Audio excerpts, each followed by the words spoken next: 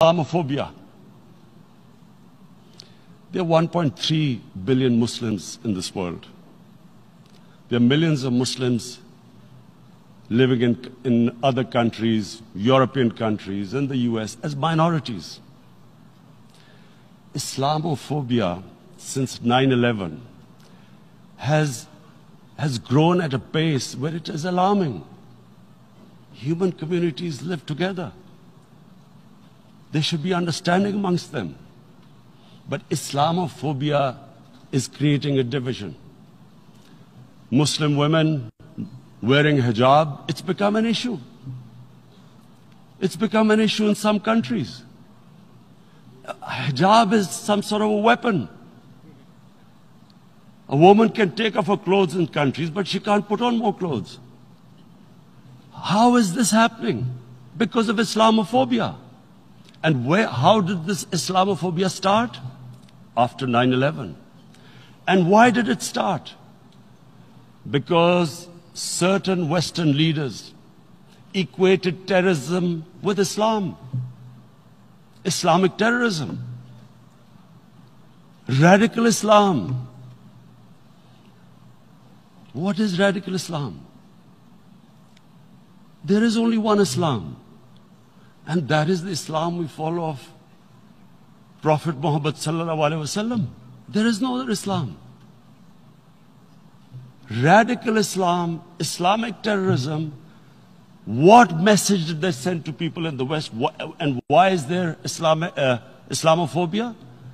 How is a person in New York, in the Midwest, in the US, in European capital, how is he going to distinguish between who is a moderate Muslim and who's a radical Muslim?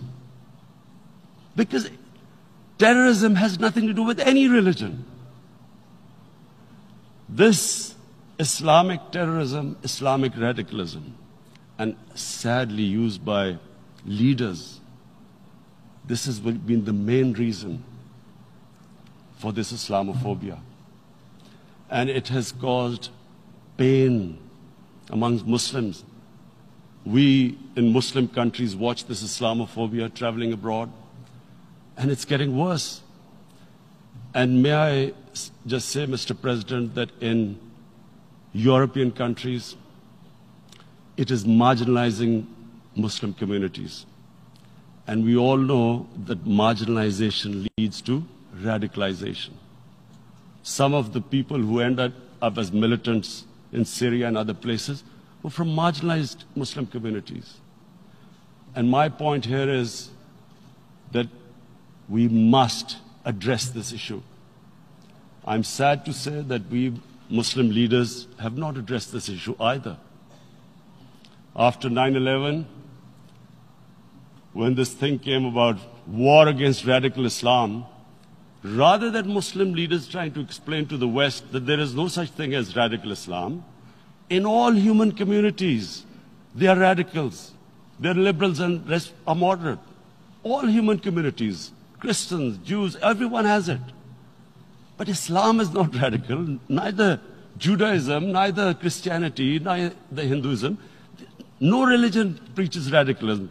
The basis of all religion is compassion and justice, which differentiates us from the animal kingdom. But unfortunately, the Muslim leadership was so scared of being called radical Islam that all of them became moderates. In Pakistan, we were in the eye of the storm, and our government coined a phrase called enlightened moderation. No one knows what it meant, but everyone started putting on Western suits that they were moderates, started speaking. Even those who didn't know English would speak English because they were moderates. No one had a clue what it was, because we, in the Muslim world, did not explain to the West that there is no such thing as radical Islam. One of the reasons why, after 9/11, Islam was supposed to be equated with terrorism was suicide attacks. Because the 9/11 bombers did a suicide attack, all sorts of theories came up that the Muslims are involved in suicide attacks because they will get virgin in heavens. Some came up with, what about women, suicide attackers? So this bizarre thing happened. No one explained. Suicide attacks and Islam were equated. No one did research that before 9/11, the majority of suicide attacks in the world were by Tamil Tigers, who were Hindus. No one blamed Hinduism, and quite rightly. What has Hinduism got to do with what desperate people were doing in Sri Lanka? We all know about, we've seen films about Japanese kamikaze pilots at the end of the Second World War doing suicide attacks. No one blamed the religion. But here we were trying to prove we were moderates and not explaining to the West. But the most important thing I wanted to say here today, in explaining this Islamophobia, Mr. President, and I feel it's very important because I've spent, because of I played professional sport in England, I spent a lot of time there, so I know how the Western mind works and how West views religion. So where the misunderstanding about Islam came. And one of the reasons it caused Islamophobia. That was, in 1989, this book was published, maligning, insulting, ridiculing our Prophet Muhammad sallallahu alaihi wasallam. And there was a reaction in the Muslim world. The West couldn't understand what was the problem. Because in the West, because I have spent so much time in the West, religion is perceived completely differently. They don't look upon religion like we do. And so,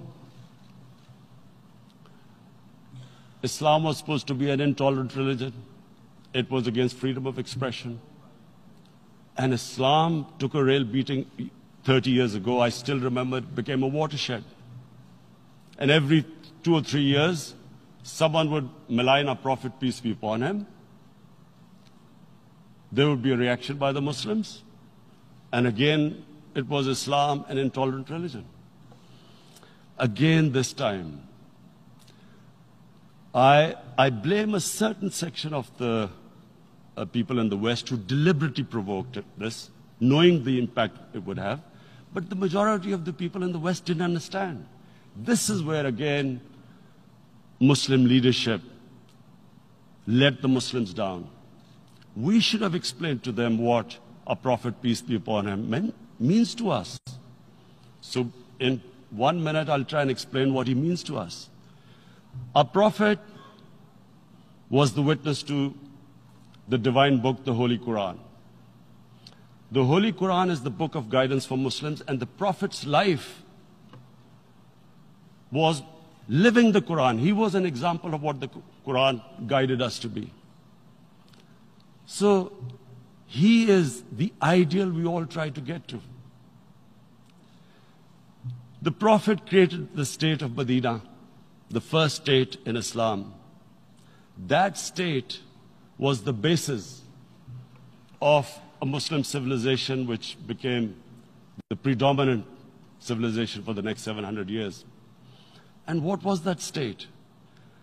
I hear such strange things about Islam, that it is against women, it's against minorities.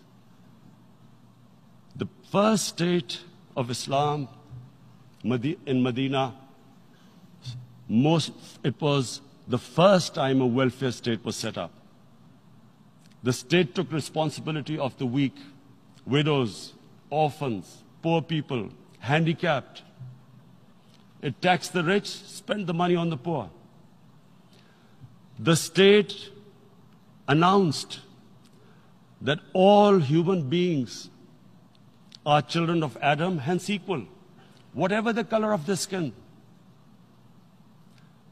The state announced, the Prophet announced that, and slavery, the whole system depended on slavery as it did for many years in the Western societies.